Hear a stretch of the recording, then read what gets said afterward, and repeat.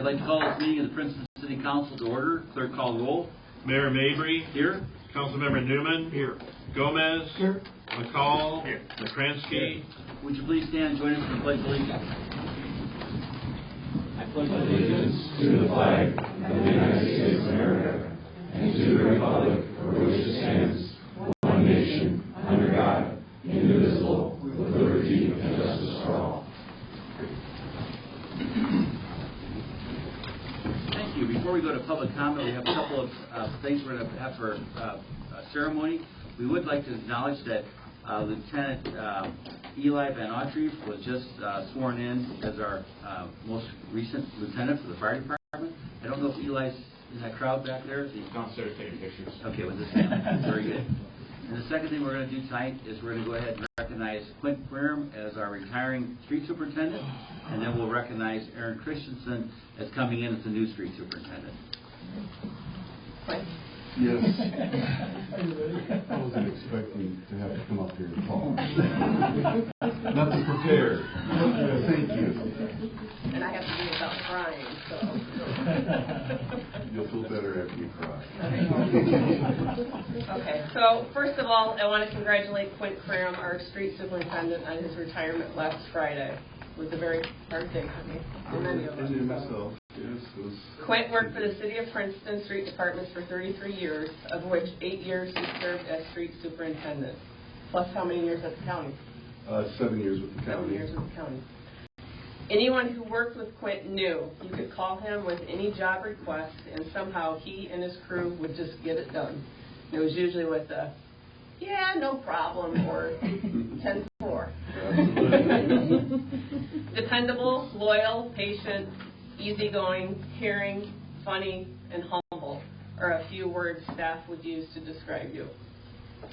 Quint, you'll be greatly missed by many here at the city, but we know you'll be enjoying many of those fishing trips and hunting trips. So you earned it. Enjoy it. Thank you, Teresa. Thank you very much. Yeah. And I would just like to say, I really appreciated the last 33 years with the city. It's been a great employer. Everybody always had our back. And I do, thank Marty and Hector and Jerry and Mike for your support with this new hire. Greatly appreciated, and I'm sure things will just start moving right along. We're going to get right back on track. So I really, really appreciate all that you've done.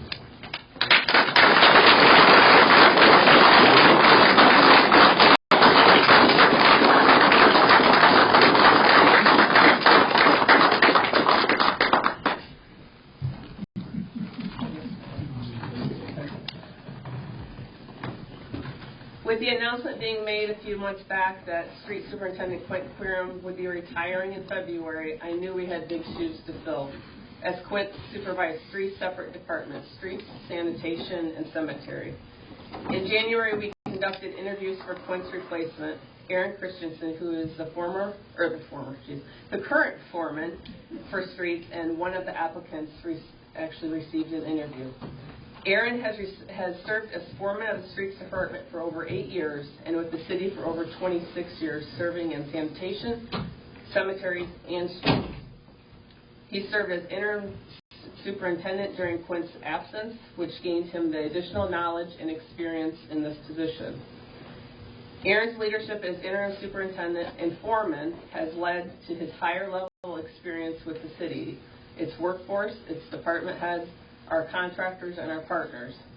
His level of professionalism has been expressed through numerous sources and can be seen through his work every day. Aaron is a dedicated leader who ensures the job will get done, and it'll get done right. He has already proven that he is capable, willing, and ready to take on the role. He has stepped up and provided a new, fresh outlook on issues that are brought to the department, and has already been doing a number of the administrative duties as well. With Aaron's dedication and experience with the city and the various roles he has filled, he has been well prepared to make this a very seamless transition. For those reasons, I am happy to announce the promotion of Aaron to street superintendent effective today. The City of Princeton congratulates you, and I know the department will only continue to succeed in the positive, productive direction. I am really looking forward to working with you. Congratulations.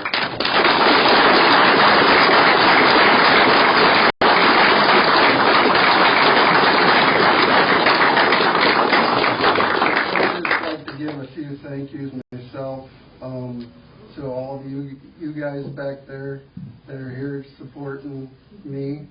I greatly appreciate it. It humbles me.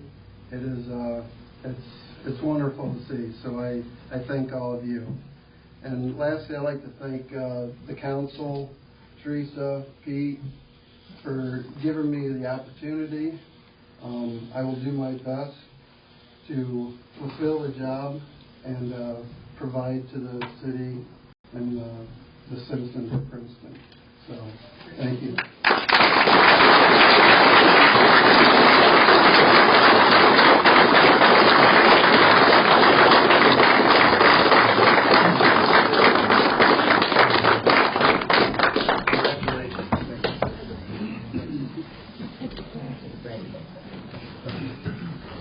Very good. Thank you, everyone. So now we go to public comment period. Is there, if you guys would like to stick around, we'd love to have you. If you want to leave, you can leave too. Whatever you'd like to do. So, it's kind of common. Sometimes people. Oh, I'm sorry. Eli's in the audience. Eli, apologize. Let's have Eli come forward. We're going to recognize you. I didn't know you were in the audience here. Please come forward. We'd like to shake your hand as well and congratulate you.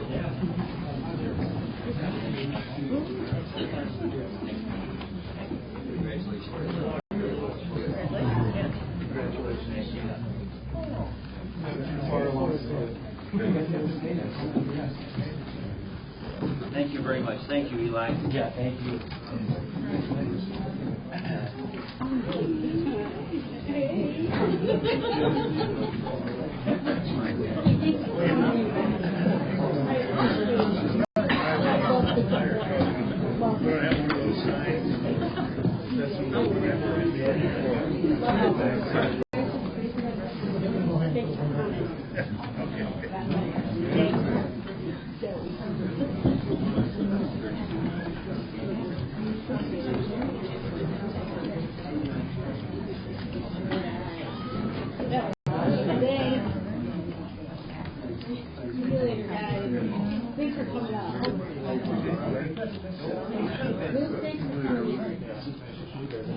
Okay, now we're going to go ahead and go to public comment period.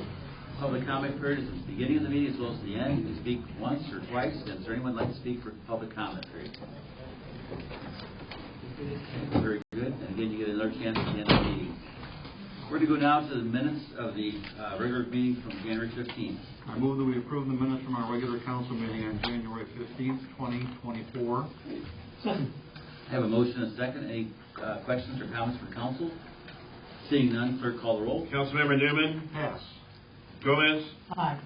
McCall. Aye. McCransky. Aye.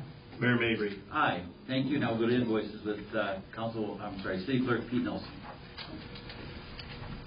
For the invoices in this period, in the Department of Accounts and Finances, we have invoices totaling $42,939.23.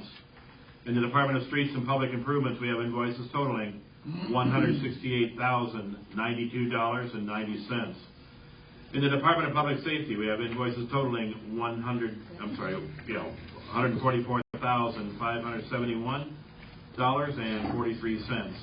And in the Department of Public Property and Utilities, we have invoices totaling $663,967.10 for a grand total of $1,019,570.66.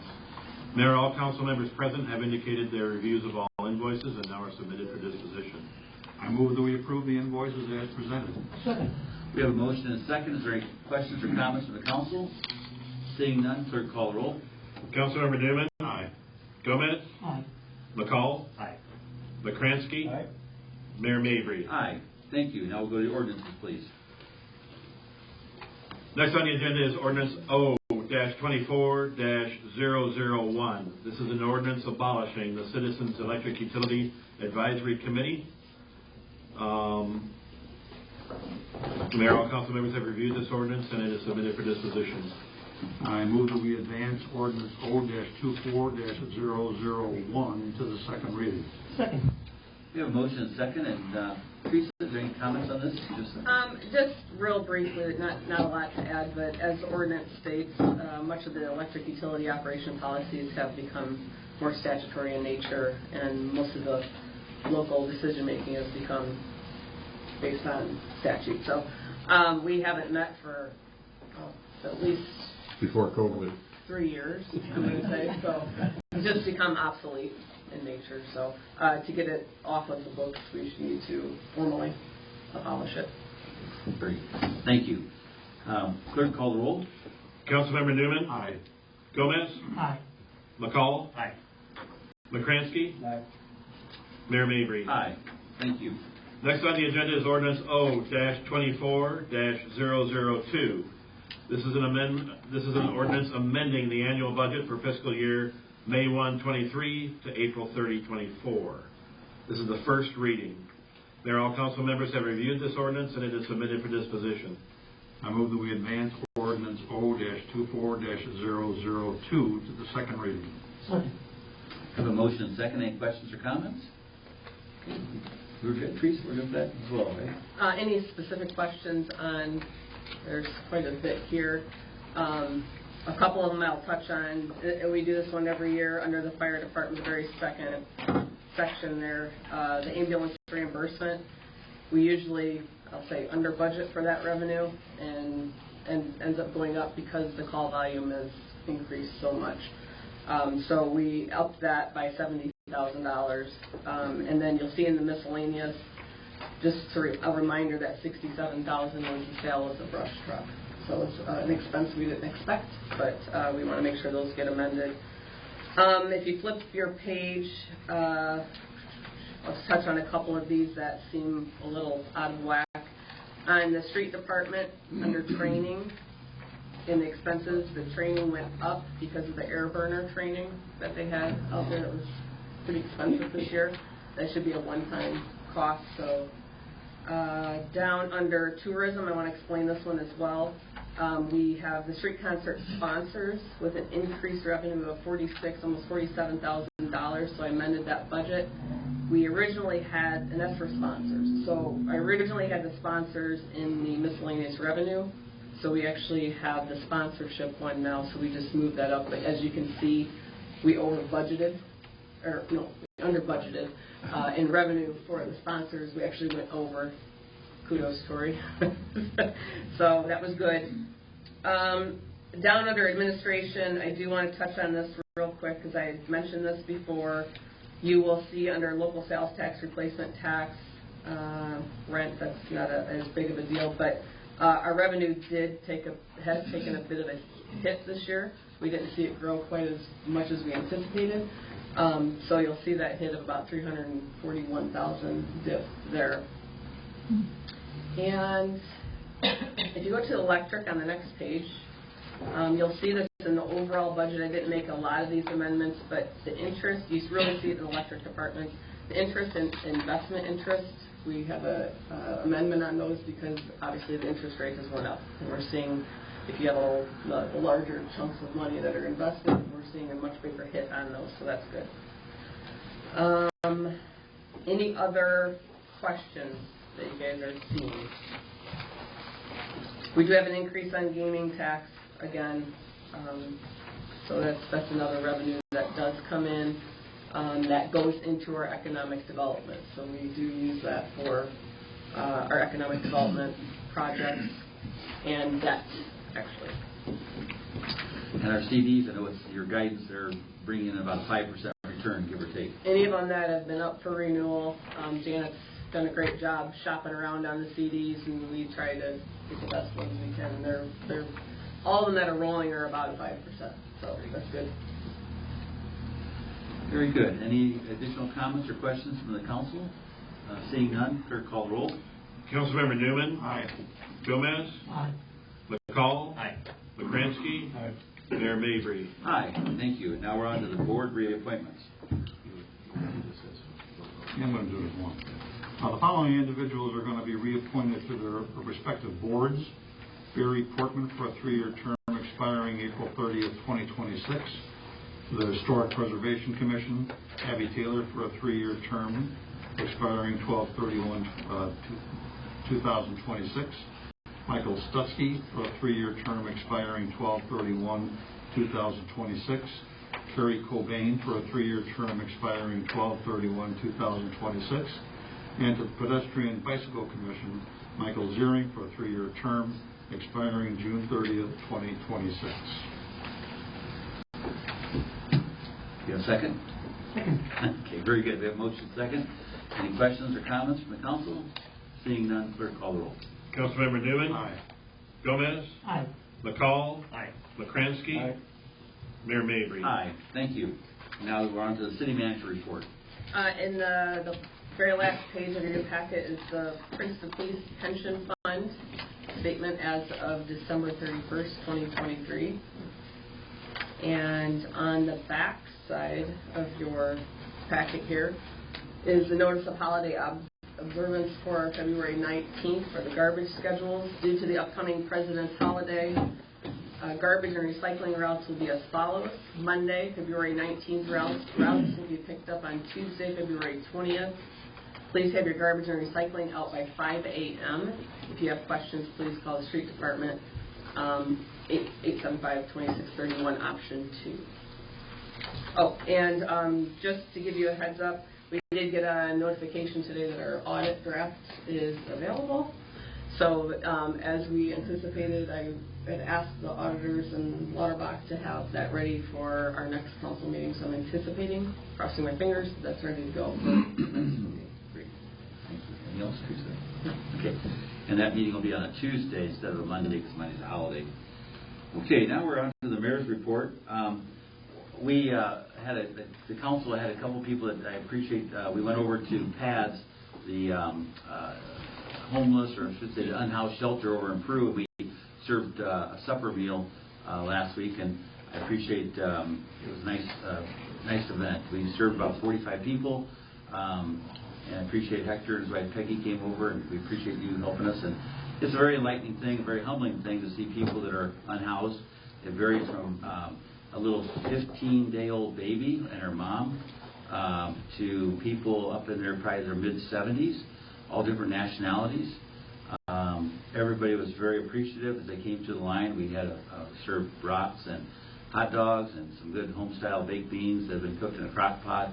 And we had a local church that donated lots of cookies and brownies and things like that. So it's, again, a very humbling experience seeing people that are appreciative of a meal. PADS has been going out for a little over 20 years, and they have capacity for about 66 people. And they said that when the cold weather really locked in there for about 2 weeks, they were at capacity. So anyway, thank you for that. I'm going to go down here to the podium. We're going to talk a little bit about Positively Princeton this evening.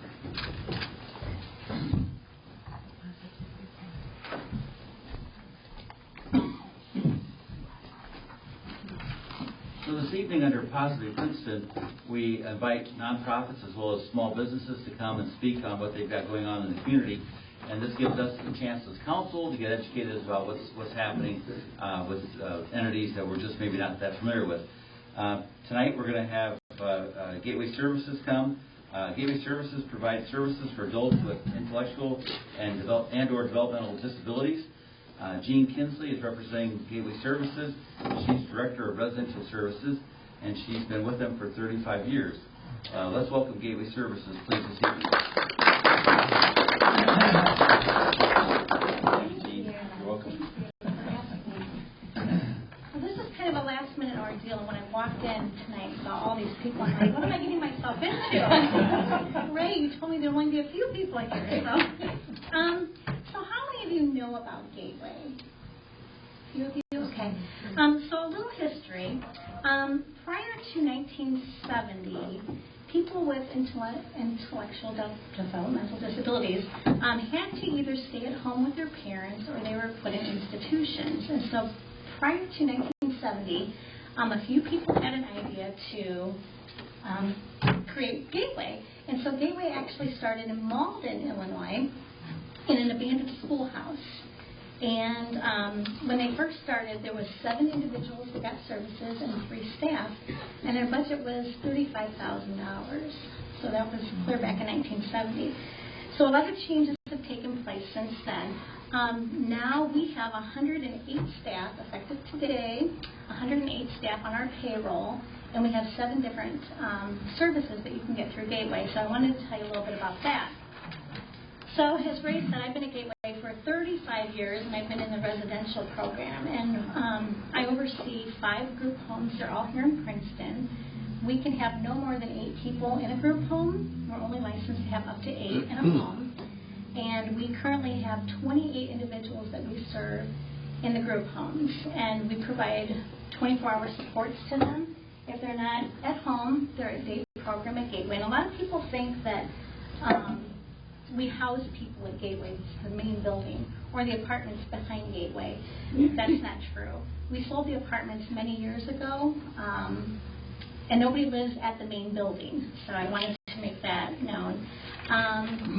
We have employment services. It's a one-man show, Michael Brown. He works with people to find jobs in the community, and he works with them on resume, job skills, and job placement. So some of the individuals that I work with, we have an individual that's been at Prime Quarter for over 20 years.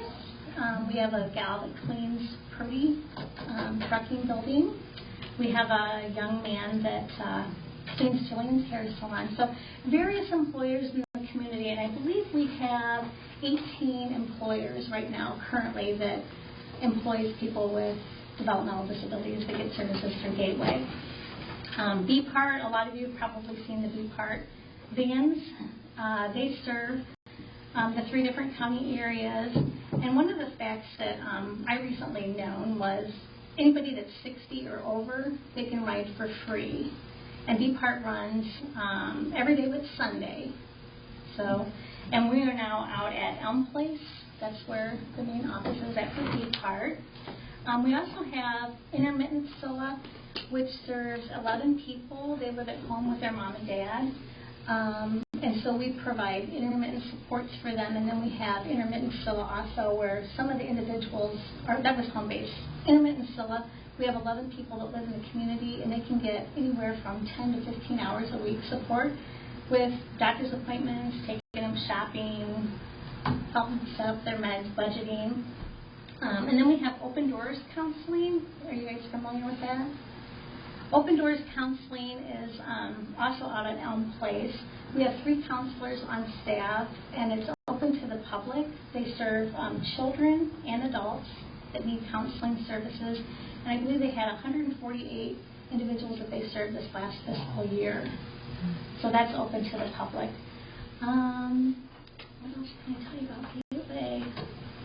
Oh, so a lot of our funding is state funding that we get, and so to offset some of the costs, we do a lot of fundraising. So you'll see advertisements like we're going to have a trivia night down in Henry in April. We do a chicken fundraiser at Rips coming up in March. So different fundraisers that we do. Phone-a-thon is our biggest one. It's been 30 plus years, and it's our biggest fundraiser, and it brings close to $38,000 in the 3 nights that we do calls. So without the community support, we couldn't do half the things we do. So do you have any questions for me? Okay, we are very busy. Any questions from What council? did you say your budget was now? Close to $6 million now. Yep. And I do have some, our fiscal year, I brought a few. If any of you want to read more about Gateway and look at our budget and the different services that we offer. This wasn't bad. Yeah. You're a pretty good group of people. I have Karen, my cheerleader. Karen's son just moved in a few years ago, so she's a strong supporter of Gateway. It'll be next week. Yeah. So thank you.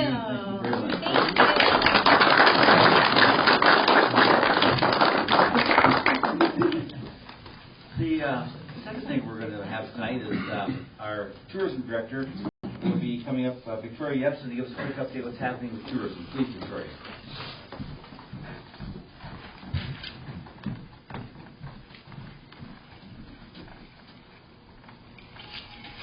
Hello, everyone. So we will be hosting another gathering for short-term lodging enterprises, but this time we're going to also invite the event centers so we can work on fostering a networking opportunity for both entities on February 22nd at Hornbaker Gardens at 5 p.m. So formal invites will be going out. I just completed the invitation there. So we'll be following up with some calls. If we've got their email, we'll reach out that way, but we want to make sure that everybody gets invited. We are also very excited to host the next Amtrak Corridor Coalition quarterly meeting on February 15th. It is quite an honor for us to host Amtrak and our region's representatives and community leaders, so that's pretty exciting. We're going to be doing that at the Elwyn Room. And last week, the Starved Rock County Omni Arts Awards were held in Ottawa, and I want to take this time to congratulate the City of Princeton's Public Arts Commission, which received a nomination for the Community Impact category for their outstanding arts advocacy in Princeton, specifically the Mary Utoff Mosaics, created by Susan Burton and more than 75 volunteers, and Lovejoy Way. Also, Princeton's own Rick Brooks, I'm sure all of you would know him. He was a recipient of the Arts Advocate Award for his dedication to the arts for more than half a century. He is a co-founder of the Little Free Library Movement, Princeton Public Arts Commission, Midwest Partners, and several other nonprofits. And he has been a vital supporter of public art in the Starved Rock County since 2014. So if you see him, congratulate him. We are lucky to have him as an active member in our community, and I feel his award was well-deserved. We also had our first street concert committee meeting of the year last Friday, and we are very excited to announce who will be coming this summer on Main Street for the concert series. We're still working with Brent Jameson to complete our promo video, but that will launch soon on our website and social media. And I also wanted to point out that the City of Princeton will be hosting the Chamber of Commerce After Hours in the same fashion as we did last year, where we invited all the commissions and the council department heads to give an update on any events that they have coming up. And this year that will be on May 16th. Anything else that I'm missing? Is that co-hosted with the fire department downstairs? Yes. Yep. Good deal. Very nice. Yeah, that was nice last year, so very nice. We should do it again. For me. Victoria, thank you. We appreciate it. So as always, if the council has anyone they'd like to have come for possibly Princeton, whether it be a nonprofit or a small business or even a large business, we're working to get Ace Hardware here. They had a busy spell last month where they had lots of shipping they were doing with different things because of the weather. So we're hoping to get them here as well as the actual Ace store in Princeton to come. We'll talk more about that in the coming months here. So very good. Thank you very much.